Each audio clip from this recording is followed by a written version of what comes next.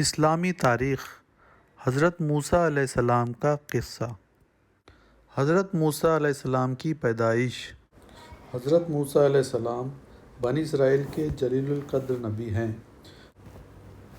قرآن کریم میں 136 مرتبہ ان کا ذکر آیا ہے۔ اللہ تعالیٰ نے انہیں ہم کلامی کا شرف بھی عطا فرمایا ہے۔ ان کے والد کا نام عمران تھا۔ وہ 15ویں یا 16ویں صدی قبل مسیح میں پیدا ہوئے۔ پیدائش کے بعد ان کے والدہ نے اللہ کے حکم سے انہیں ایک صندوق میں رکھ کر دریا میں بہا دیا۔ صندوق بہتا ہوا فرعون کے محل تک جا پہنچا۔ فرعون اور اس کی بیوی آسیہ نے صندوق نکلوایا۔ اللہ تعالیٰ نے اس معصوم بچے کی محبت آسیہ کے دل میں ڈال دی اور فرعون کو اس کی تربیت و پرورش کرنا اور اپنا بیٹا بنانے پر مجبور کر دیا۔ اس طرح غیبی طور پر ایک شہزادے کی طرح شاہی محل میں حضرت موسیٰ کی پرورش ہوئی۔ جب وہ جوان ہوئے تو انہوں نے ایک مظلوم اسرائیلی کی مدد کرتے ہوئے فرعون کی قوم کے ایک آدمی کو گھوسا مار دیا، جس کی وجہ سے وہ مر گیا۔ حضرت موسیٰ علیہ السلام اپنی جان کے خوف سے مصر چھوڑ کر مدین چلے گئے اور وہاں حضرت شعیب علیہ السلام سے ملاقات ہوئی۔ انہوں نے حضرت موسیٰ علیہ السلام کی امانت داری کو دیکھ کر اپنی بیٹی صفورہ سے نکاح کر دیا۔ جب وہ اپنے اہل خانہ کو لے کر مدائن سے مصر روانہ ہوئے تو راستے میں اللہ تعالیٰ نے کوہ طور پر نبوت سے سرفراز فرمایا۔ پھر مصر پہنچ کر وہ بنی اسرائیل کی اصلاح اور فرعون کو دعوت حق دینے میں مشغول ہو گئے۔ فرعون کو ایمان کی دعوت۔ اللہ تعالیٰ نے حضرت موسیٰ علیہ السلام کو نبوت اور معجزات دے کر فرعون کی ہدایت کے لیے بھیجا۔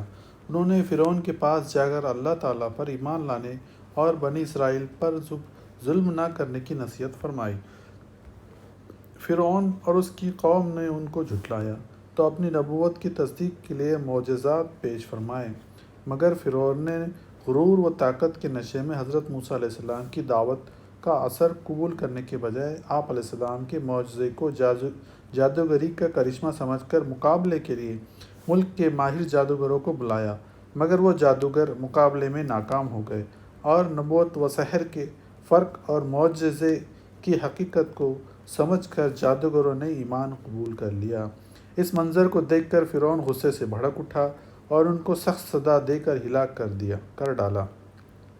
اس کے بعد بھی حضرت موسیٰ علیہ السلام مسلسل انہیں دعوت دینے میں مصروف رہے، مگر ان بدبختوں نے پھر بھی ایمان نہ قبول کیا، جس کی وجہ سے ان پر قحط سالی، طوفان، ٹڈیوں، جوؤں، مینڈک اور خون کے عذاب کا سلسلہ شروع ہو گیا۔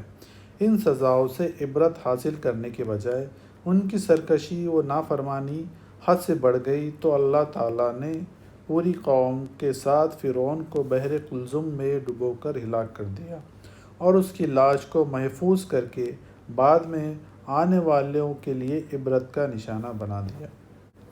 قوم بنی اسرائیل پر اللہ کے انعامات۔ جب فرعون اور اس کی قوم کی تباہی کے بعد حضرت موسیٰ علیہ السلام اور بنی اسرائیل نے بحر قلزم پار کر لیا تو اللہ تعالیٰ نے انہیں اپنے وطن فلسطین میں جانے کا حکم دیا، جن پر قوم عمالقہ نے قبضہ کر لیا تھا، مگر بنی اسرائیل قوم عمالقہ کی جنگی قوت و طاقت کی وجہ سے مقابلہ کرنے کی ہمت نہ کر سکے۔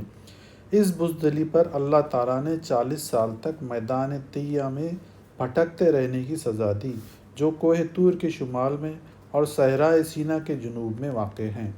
اللہ تعالیٰ نے اس جلیل القدر نبی کی برکت سے 12 قبیلوں کے لیے 12 چشمے جاری کر دیے، سخت گرمی سے بچنے کے لیے بادل کا سایہ اور کھانے کے لیے من و سلوہ نازل فرمایا، مگر بنی اسرائیل ناشکری کرنے لگے اور من و سلوہ جیسی نعمتوں کو چھوڑ کر ساگ سبزیوں کا مطالبہ کرنے لگے۔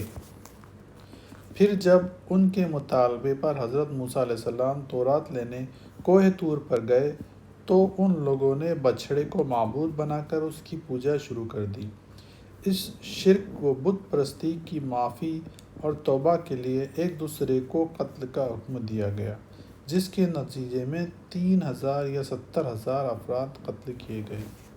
غرض نافرمانیوں کی وجہ سے یہ قوم 40 سال تک ارض مقدس یعنی فلسطین میں داخل نہ ہو سکی۔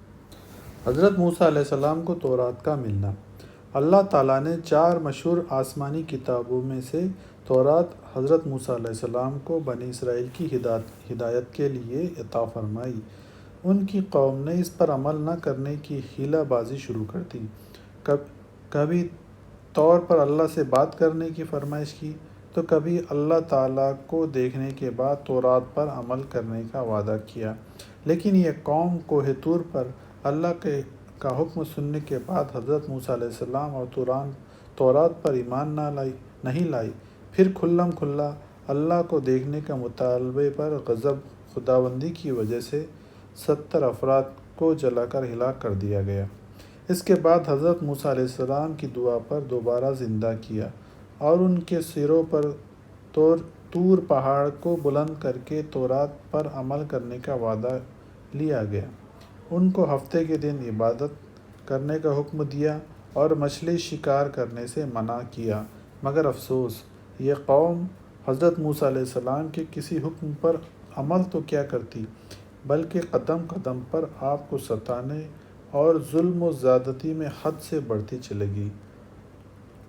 بالآخر حضرت موسیٰ علیہ السلام بنی اسرائیل کی تکلیفوں پر صبر اور ان کی ہدایت و اصلاح کی کوشش کرتے ہوئے 120 سال کی عمر میں وفات پا گئے اور فلسطین کے مقام اریحہ میں سرخ ٹیلے کے قریب دفن کیے گئے۔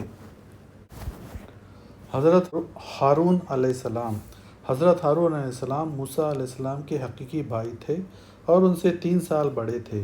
جس وقت اللہ تعالیٰ نے حضرت موسیٰ کو نبوت عطا کی اور حکم دیا کہ فرعون کے پاس جاؤ اور اسے دین حق کی دعوت دو، اس نے بڑا ظلم کر رکھا ہے، تو اسی وقت حضرت موسیٰ علیہ السلام نے حضرت ہارون علیہ السلام کی فصاحت و بلاغت اور قوت بیانی کو دیکھ کر ان کی نبوت کے لیے اللہ تعالیٰ سے دعا فرمائی۔ اللہ نے حضرت موسیٰ علیہ السلام کی دعا قبول فرمائی اور ہارون علیہ السلام کو بھی نبوت عطا فرمائی۔ دونوں نے فرعون کو دین کی دعوت دی اور بنی اسرائیل کو فرعون کے ظلم و ستم سے نجات دلائی۔ جب حضرت موسیٰ علیہ السلام اپنے بھائی حضرت ہارون علیہ السلام کو اپنا خلیفہ بنا کر کوہ طور پر اللہ تعالیٰ سے بات چیت کے لیے تشریف لے گئے تھے تو بنی اسرائیل نے سامری جادوگر کے بہکاوے میں آ کر بچھڑے کی پوجا پاٹ شروع کر دی۔ حضرت موسیٰ علیہ السلام جب واپس آئے تو حضرت ہارون علیہ السلام پر سخت ناراض ہوئے۔ حضرت ہارون علیہ السلام نے اپنا عذر بیان کرتے ہوئے کہا، میں نے قوم کو بہت سمجھایا مگر سمجھنے کے بجائے قوم مجھے قتل کرنے پر آمادہ ہو گئی۔ حضرت ہارون علیہ السلام شروع سے ہی حضرت موسیٰ علیہ السلام کے ساتھ مل کر بنی اسرائیل کو سیدھے راستے پر لانے کی کوشش کرتے رہے۔ انہوں نے حضرت موسیٰ علیہ السلام سے 3 سال پہلے انتقال فرمایا۔ قارون اور اس کی ہلاکت۔ حضرت موسیٰ علیہ السلام کو جن مختلف طاقتوں کا سامنا کرنا پڑا، ان میں قارون کا نام بھی بہت مشہور ہے۔ اللہ تعالیٰ نے اسے اس قدر مال و دولت عطا کی تھی کہ اس کے خزانے کی چابیاں بڑے بڑے طاقتور پہلوان مل کر اٹھانے میں تھک جاتے تھے۔ قارون دولت کے نشے میں اللہ کو بھول گیا اور بڑا مغرور ہو گیا تھا۔ حضرت موسیٰ علیہ السلام نے اسے نصیحت فرمائی کہ تو تکبر نہ کر، اللہ تعالیٰ تکبر کرنے والوں کو پسند نہیں کرتا، اور جو کچھ اللہ نے تجھے دیا ہے اسے اللہ کی مرضی میں خرچ کر کے اور زکوٰۃ ادا کر کے اپنی آخرت بنا اور زمین میں فساد نہ پھیلا۔ مگر قارون پر اس نصیحت کا کوئی اثر نہ پڑا اور وہ کہنے لگا، یہ دولت تو میں نے اپنی قوت بازو سے کمائی ہے، اس میں کسی کا حق نہیں۔ قارون کا غرور جب بہت بڑھ گیا اور حضرت موسیٰ علیہ السلام کو ذلیل کرنے کی سازشیں بھی کرنے لگا تو ایک دن اللہ تعالیٰ نے اسے اس کے مال و دولت اور محل کے ساتھ زمین میں دھسا دیا۔ اللہ تعالیٰ کے اس عذاب سے اسے کوئی بچا نہ سکا۔ لوگوں نے اس افسوسناک موت سے سبق لیا اور اللہ کی طرف متوجہ ہو گئے۔